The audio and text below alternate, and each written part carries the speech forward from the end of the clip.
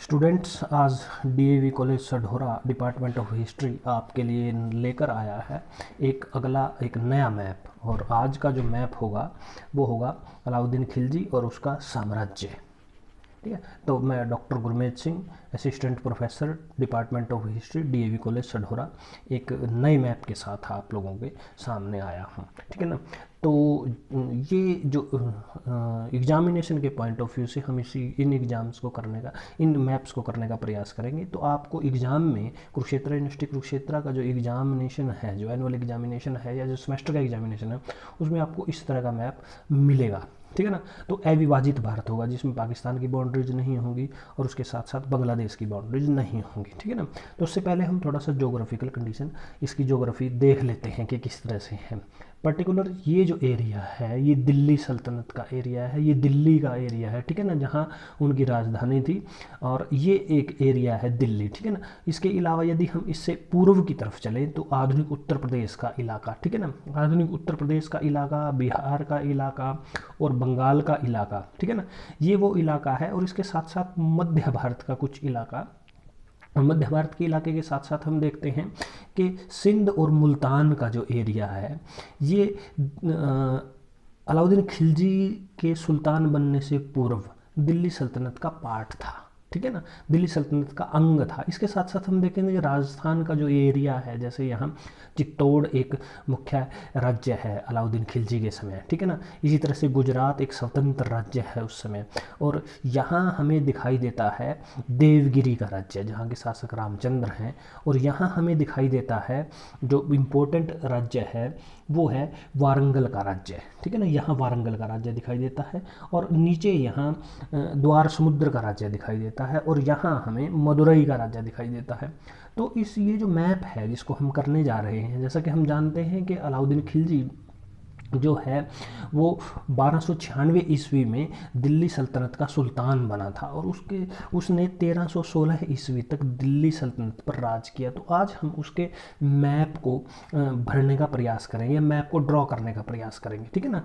उसकी जो जिसको हम कह सकते हैं पश्चिमी सीमा, उसके राज्य की पश्चिमी सीमा में उसके राज्य की, यदि हम सिंध और मुल्तान को लें तो सिंध और मुल्तान उसके राज्य का अंग है। ठीक है ना। और उसके बाद ये जो एरिया है, जो अफ़गानिस्तान से लगता हुआ पाकिस्तान का ये जो एरिया है, ये उसके समय हमें दिखाई देता है कि ये जो एरिया है, जहाँ मेरी पेंसिल रखी है, ये जो एरिया है, ये पर्टिकुलर एरिया है, ये बड़ा डिस्टर्बेंस से भरा एरिया है। यहाँ मंगोलों के लगातार आक्रमण हो रहे हैं। ये जो एरिया है शांत एरिया है, दिल्ली सल्तनत है। ठीक है, जहाँ दिल्ली सल्तनत उसकी राजधानी है। ठीक है ना। तो इसको हम ड्रॉ करने का प्रयास करेंगे कि उसका राज्य कहाँ से कहाँ तक है। ठीक है ना। तो इसके लिए सबसे इम्पोर्टेंट एस्पेक्ट जो है, जैसे हम देखते हैं कि दिल्ली के सुल्तान अलाउद्दीन खिलजी ने 1296 में जब वो यहाँ का सुल्तान बना तो उसने निरंतर विजय अभियान चलाया, मतलब निरंतर अपने राज्य का विस्तार किया। और 1299 में देखते हैं कि ये जो गुजरात का जो एरिया है, ये जो गुजरात है, इसे उसने जीत लिया। ठीक है ना, ये जो गुजरात का एरिया है इसे 1299 में, ठीक है ना। इसके साथ साथ ये जो एरिया है रणथंभौर का एरिया है, इसे उसने 1301 ईस्वी में जीता। ठीक है ना। और यहाँ एक बड़ा इम्पोर्टेंट राज्य है मेवाड़ का राज्य, जिसको हम चित्तौड़ का राज्य कहते हैं। मेवाड़ का राज्य है, चित्तौड़ जिसकी राजधानी है। तो मेवाड़ का जो राज्य है उसने जहाँ के राजा रतन सेन थे उसको 1303 ईस्वी में जीत लिया। ठीक है ना। इसी तरह से ये जो एरिया है, जो मालवा का जो एरिया है, जिसको हम आधुनिक जिसको हम कह सकते हैं आधुनिक मध्य प्रदेश का जो एरिया है, जो मालवा का जो एरिया है, उस एरिया को उसने 1305 ईस्वी में जीत लिया। ठीक है ना। ये हम कह सकते हैं कि ये मेवाड़ का एरिया है, ये गुजरात का एरिया है, ये मालवा का एरिया है, और यहाँ रणथंभौर का किला है जिसे उसने जीता है। ठीक है ना। और उसके साथ साथ हम देखते हैं कि मुल्तान सिंध उसके राज्य के अंग थे, बंगाल उससे पहले उसके राज्य का अंग था, उसके पूर्वजों के राज्य का अंग था। ठीक है ना। आधुनिक उत्तर प्रदेश उसके राज्य का अंग था। ठीक है ना। तो इस तरह से हम देखते हैं कि जो उसके राज्य की जो ये सीमा है, जिसको हम पश्चिमी सीमा कहेंगे, इसमें हम ड्रॉ कर सकते हैं कि जो पश्चिमी सीमा है उसके राज्य की, जो लगभग कई बार हम देखते हैं कि जो मंगोल जो हैं उत्तर पश्चिम से भारत में आते हैं, अटैक करते हैं। यहाँ मंगोल एक खानाबदोश जाति है जो लगातार भारत पर आक्रमण करती है और अलाउद्दीन खिलजी के समय अनेक आक्रमण करती है और अलाउद्दीन खिलजी उनका सामना करते हैं और अपने साम्राज्य को बचाने में सफल हो जाते हैं।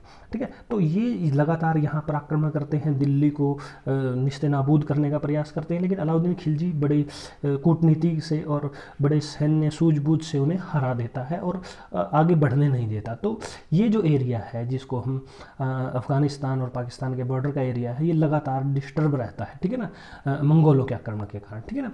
तो ये जो एरिया है तो उसके राज्य की जो पश्चिमी सीमा है, यदि मोटे तौर पर हम देखें तो सिंध और मुल्तान के एरिए से लेकर ये जो पश्चिमी सीमा है उसके राज्य की, ये कश्मीर उसके राज्य का अंग है, ठीक है ना। कश्मीर का जो ऊपरी प्रदेश है जिसे लेह लद्दाख कहते हैं उसके राज्य का अंग नहीं है, ठीक है ना। तो ये जो एरिया है ये बंगाल का एरिया है, ठीक है ना, बंगाल उसके राज्य का अंग था। तो ये उसकी राज्य की जो मैं जहाँ मैं अभी ड्रॉ कर रहा हूँ ये उसके राज्य की पश्चिमी सीमा है, ठीक है ना, जो इस एरिया में लगभग सिंध नदी तक है, ठीक है ना। ऊपर यदि हम देखें लेह और लद्दाख का इलाका उसके राज्य से बाहर है, ठीक है ना। और इस तरह से हम देखते हैं कि बंगाल उत्तर प्रदेश उसके राज्य का अंग है, ठीक है ना।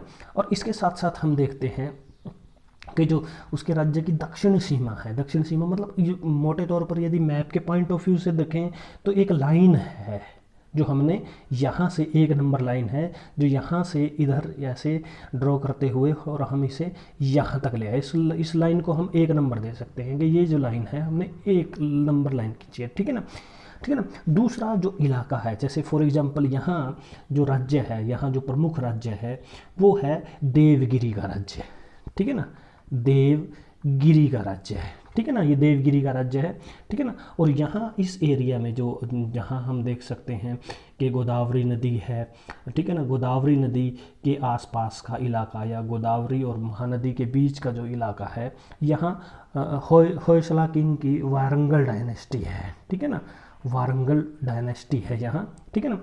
और इसके साथ साथ यदि हम दक्षिण की तरफ देखें तो यहाँ हमें एक दूसरा राज्य दिखाई देगा, वो है द्वार समुद्र का राज्य, ठीक है ना। और नीचे हमें मदुरा का राज्य दिखाई देगा, ठीक है ना।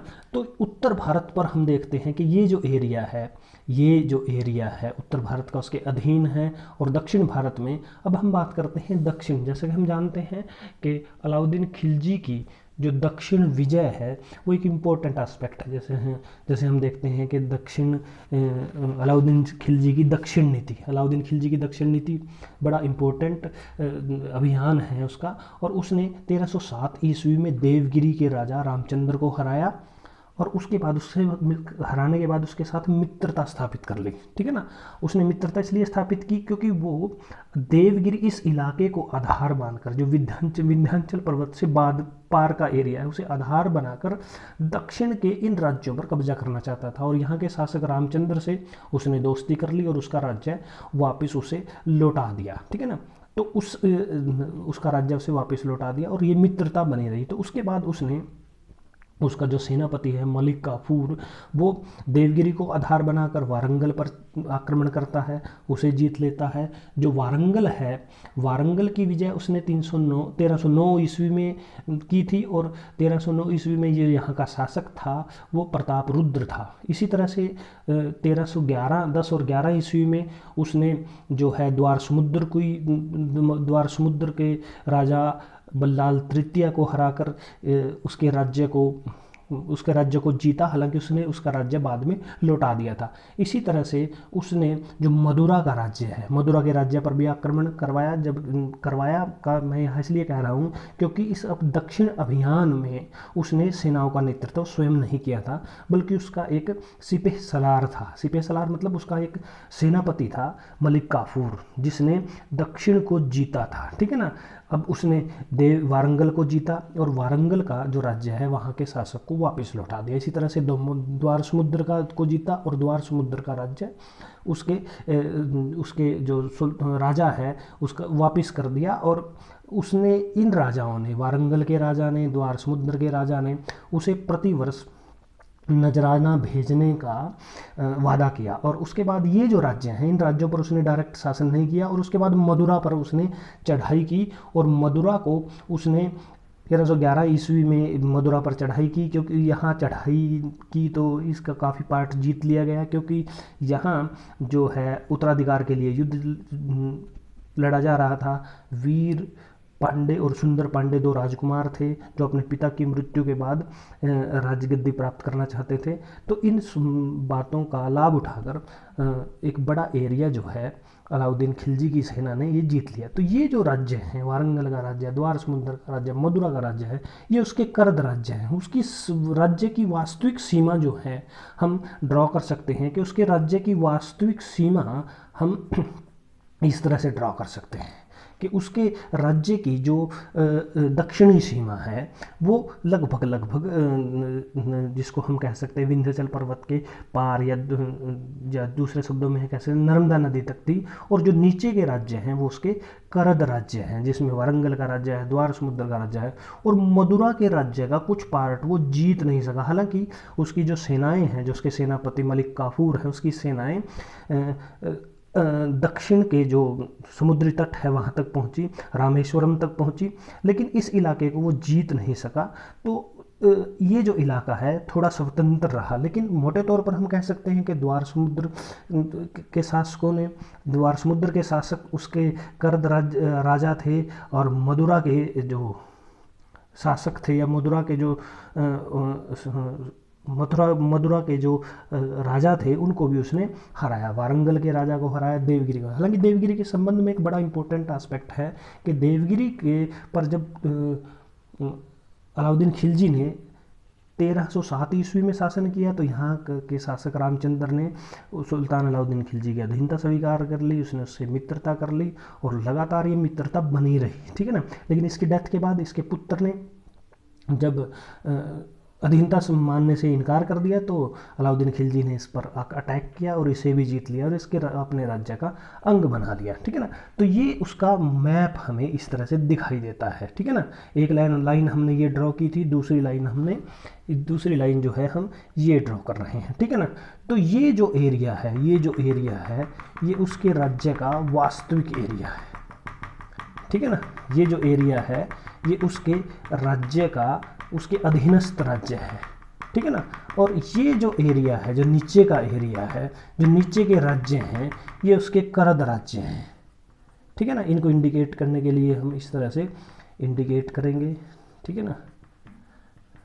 ये जो है ये उसके करद राज्य हैं, ठीक है ना। तो ये जो है ये जो उसकी कैपिटल है, राजधानी है दिल्ली, ठीक है ना। इसको अलग तरीके से दर्शाने का प्रयास करेंगे, दिल्ली, ठीक है ना। इसी तरह से हम देखने का प्रयास करें, इसी तरह से जानने का प्रयास करेंगे, ये बंगाल है, ठीक है ना। और ये जो एरिया है जिसको हम कह रहे हैं मेवाड़ का क्षेत्र है, ठीक है ना, ये सिंध है, ठीक है ना, ये मुल्तान है। तो ये उसका राज्य है, ठीक है ना।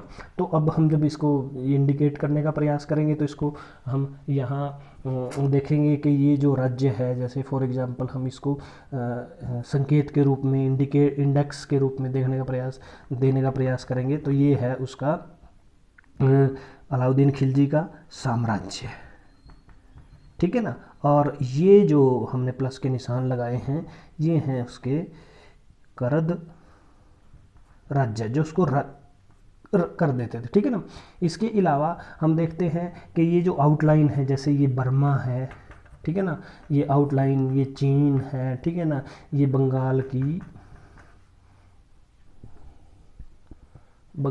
की खाड़ी है, ठीक है ना, ये अरब सागर है, ठीक है ना, ये श्रीलंका है और ये हिंद महासागर है। इसी तरह से हम देखने का प्रयास करेंगे कि ये जो राज्य है, ये जो शासन है, ये दिल्ली सल्तनत के सुल्तान अलाउद्दीन खिलजी का वास्तविक शासन है, ये इसके कर्द राज्य है।